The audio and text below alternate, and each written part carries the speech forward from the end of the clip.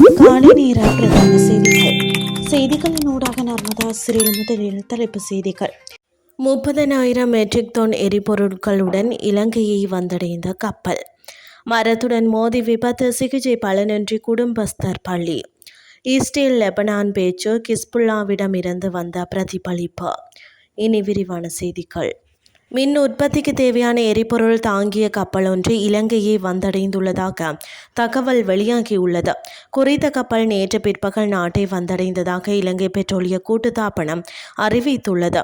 30,000 matric ton Barnes எண்ணெயுடன் இந்த கப்பல் நாட்டை வந்தடைந்ததாக அந்த கூட்டுத்தாபனத்தின் முகாமைத்துவ பணிப்பாளர் மயூர நெத்திகுமாரகே தெரிவித்துள்ளார். இந்த நிலையில் அதில் உள்ள எரிபொருளை கொலன்னாவ எண்ணெய் களஞ்சிய முனையத்திற்கு விநியோகிக்கும் பணிகள் தற்போது ஆரம்பிக்கப்பட்டுள்ளதாக தெரிவிக்கப்படுகிறது.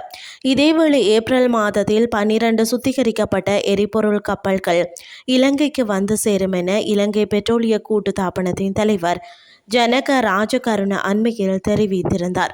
நாட்டில் போதுமான எரிபொருள் கையிருப்பு எவ்வித பற்றாக்குறையுமின்றி பராமரிக்கப்படுவதாகவும் கோரப்பட்ட எரிபொருள் திட்டமிட்டபடி வந்து சேரும் என்றும் அவர் மேலும் தெரிவித்தமை குறிப்பிடத்தக்கது. விபத்தில் காயமடைந்து வைத்தியசாலையில் சிகிச்சை பெற்று வந்த குடும்பஸ்தர் ஒருவர் சிகிச்சை பலனின்றி உயிரிழந்துள்ளார்.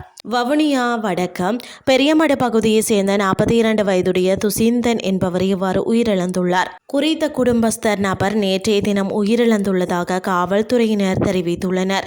கடந்த மாதம் பெரியமடு சின்னண்டம்பன் பிரதேசத்தில் அவர் தனது மோட்டார் சைக்கிளில் பயணித்துக் கொண்டிருந்த போது திடீரென வேக கட்டுப்பாட்டை இழந்து வீதியோரத்தில் இருந்த மரத்துடன் மோதி விபத்துக்குள்ளாகியுள்ளார். விபத்தில் படுகாயமடைந்த அவர் உடனடியாக மீட்கப்பட்டு வவுனியா மாவட்ட பொது வைத்தியசாலையில் அனுமதிக்கப்பட்டார். அங்கு தீவிர சிகிச்சை பிரிவில் அனுமதிக்கப்பட்டு சிகிச்சை பெற்று வந்த நிலையில் சிகிச்சை பலனின்றி அவர் உயிரிழந்துள்ளதாக வைத்தியசாலை வட்டாரங்கள் தெரிவிக்கின்றன. இனி வெளிநாட்டு செய்திகள். இஸ்ரேலுக்கும் லெபனான் அரசாங்கத்திற்கும் இடையிலான பேச்சுவார்த்தைகளை பயனற்றவை என்று வர்ணித்து கிஸ்புல்லாவின் தலைவர் நயீம் காசிம் அவற்றை நிராகரித்துள்ளார்.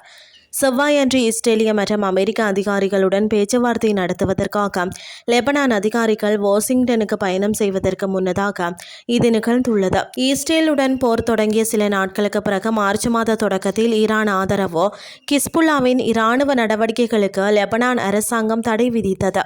மேலும் பரந்த பிராந்திய போரில் நாட்டை இழுத்து செல்வதற்காக அந்த அமைப்பை லெபனான் ஜனாதிபதி ஜோசப் அவுன் விமர்சித்தார். IRGC-உடன் தொடர்புடைய தஸ்னீம் செய்தி நிறுவனத்தால் வெளியிடப்பட்ட காசிமின் கருத்துக்களில் முழு லெபனானும் இஸ்ரேலின் இலக்கு என்றும் இராணுவத்தை திரட்டுவது லெபனான் அரசாங்கத்தின் பொறுப்பு என்றும் அவர் கூறுகிறார். லெபனான் அரசாங்கத்திடம் நீங்கள் போர் நிறுத்த வேண்டும் என்று சொல்கிறீர்கள், ஆனால் அவர்கள் என்ன சொல்கிறார்கள்? உங்களிடம் என்ன செல்வாக்கு இருக்கிறது என்று அவர் கேட்கிறார்.